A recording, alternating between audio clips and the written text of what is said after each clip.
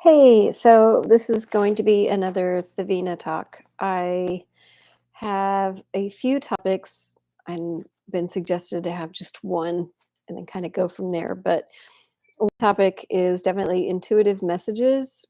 And then I've had a good friend, Jen, ask me why you kind of sound like a born again Christian or born again anything about boots on the ground and getting the message out. And she's like, why?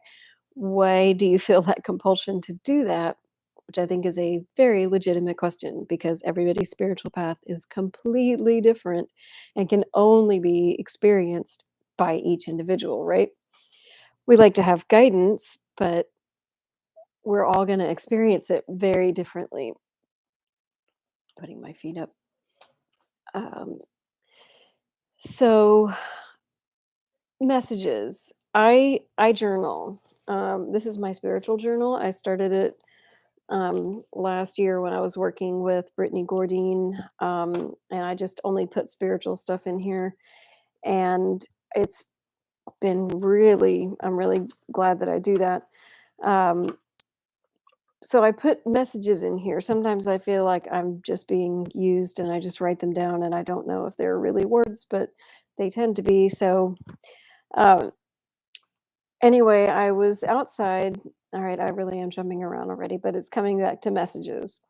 Intuitive messages. Sometimes you'll hear a lot of people talk about downloads, basically just sort of getting these what feels like a pretty direct message from source or whatever you want to call it, your higher self, the divine within you, Satnam, the infinity, whatever. But I was realizing that when I am like really in my dharma, so I am in flow, I am living intuitively and all that. I realized that I mean, it feels like church. Like when I go to my sanctuary calls, I'm really feel like I'll feel what I used to feel, I guess, from time to time when I was in choir in the Episcopal church. And that that moment of being in so obviously a part of something that is way bigger than just me, singing choral works and things like that.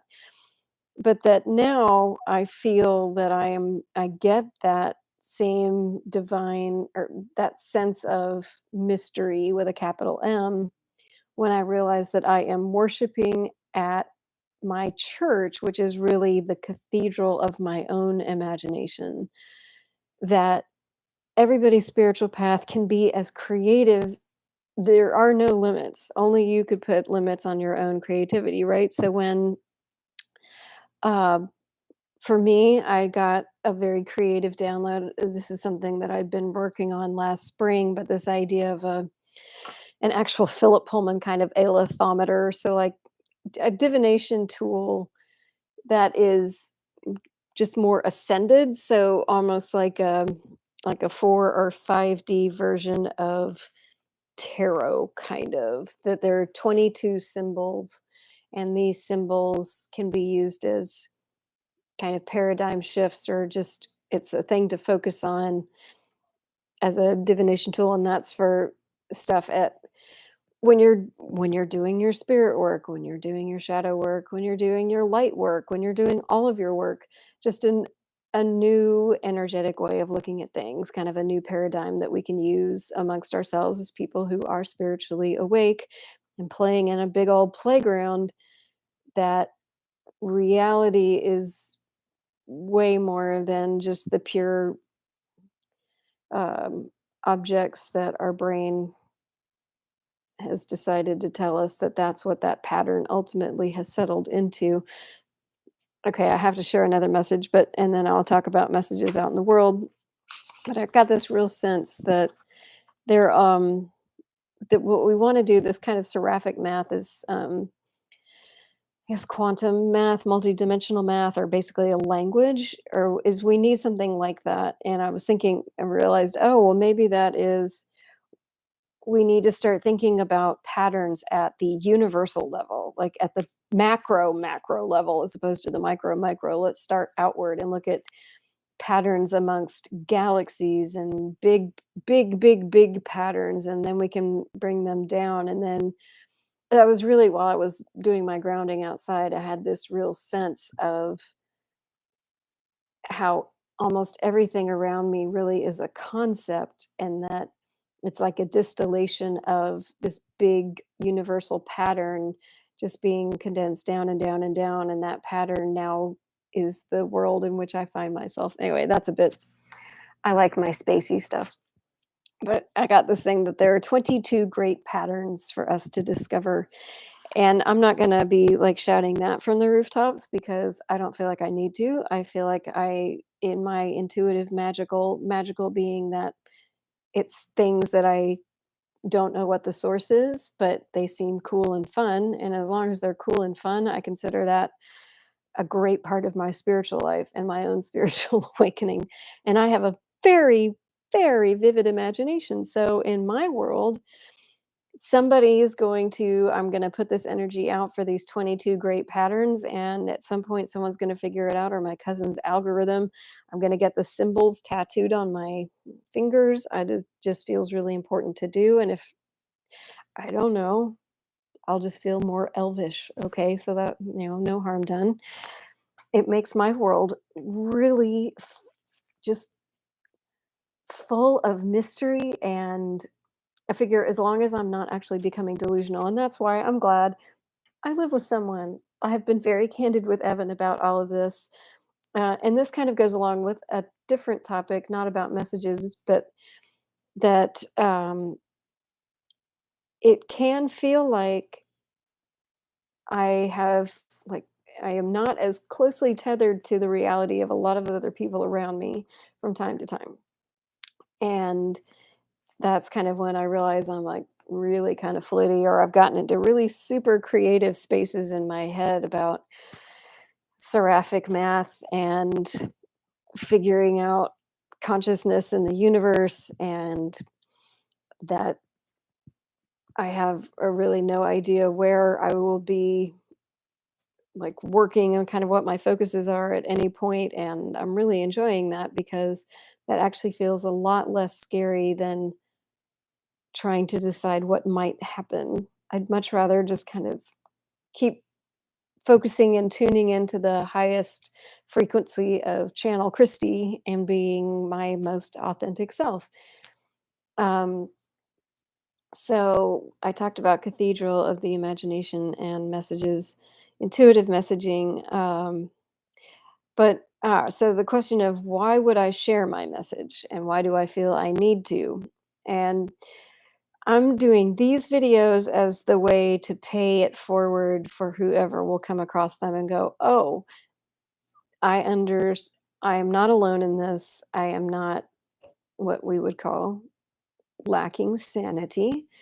And this is a big old spiritual awakening, or a kundalini arising, or I'm just going to start calling mine is realizing I'm in a kaleidoscope, and there are these huge patterns out on the, you know galactic and universal level, and there's then we get down and down and down to the actual patterns of the world on my level, that's a Christie level that I'm living in. um oh gosh, now I just lost my train of thought on that one. Oops. uh oh, that I'm not crazy. Anyway, but I don't feel like I need to, like, get a placard and start walking around and saying, "Hey, everybody, there's this message that's not new at all, and it is just simply the most empowering message that you could ever hear, and I want you to internalize it if you can," which is, you have the power to control your environment and you can choose how you react, which means you can really, really make the world in the manner that you want it to, and it can be such a high thing. And I guess I want to believe there are more people, and that I'll be able to, by putting out the energy of that message, that people will find me so that we can meet up and uh, perhaps have a positive effect on humanity as a whole, which sounds like a crazy big old messianic message. And certainly it does kind of sound like that, but it's not that I think I am going to save the world or even bureaucracy by awakened, spiritually awakened people is going to do the same thing, but we might have a better chance because we're willing to think outside the box. So I guess I'm hoping that by having received this message and it rings just totally true with my authentic self, that I'm just attuned to when I'm encouraged to share it. And so I do and try to bring it in the conversation or whatever, hold space for it. Basically, I'm just holding space for that message that hopefully it will help others if they are in despair to be less in despair because the feeling of being empowered goes a long way towards happiness, I think. Certainly self-contentment. So anyway, that's my very down to earth but very woo 22 great patterns, and then I have the corresponding illithometer, the 22 there. So there are 22 GPs at the universal level, the 144D, and then down at 12D I've got my 22 um, guide paradigms. So I'm thinking that each symbol is a guide paradigm. So I have GPs at one level, GPs at another, and patterns everywhere. That's again, also, this is just a fun creative observance about fractals and all the things, we just see patterns. We are, as a species, we can't not see patterns. So why not, let's take take that skill set and apply it to the universe we live in, and maybe by doing that kind of in a pattern way with a different kind of math or just a different language of communication, like really taking that level way beyond human scale out to super, super astrophysics scale.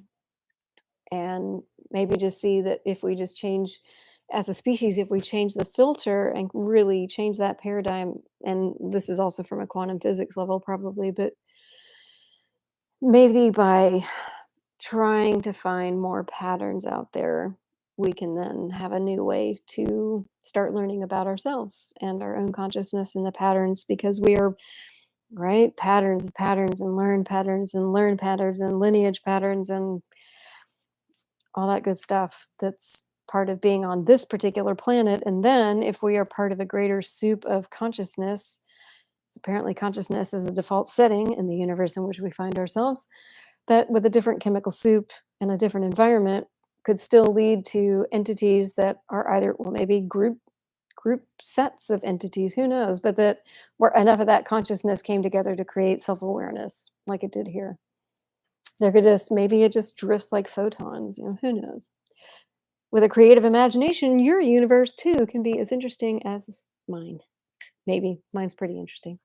All right, with that, I'm going to stop, and I do welcome suggestions on any topics that you'd like for me to discuss. I was going to look up, see if I could find the original source for starseed, because I want to talk about that, since it was kind of a hook for me at first, but I want to share some different perspectives on it for folks who might be coming kind of like me in this kind of next wave of um, awakening, and then like getting kind of charged up pretty quickly, and um, just not needing years and years before we can make a real difference. So, with that, thanks for being here and for letting me talk aloud through some of these concepts. And I hope for someone who watches them or listens to them that you find them thought provoking, and perhaps invite you to also uh, go hang out in the cathedral of your imagination and see what surprises and delights are there for you. All right, Satnam.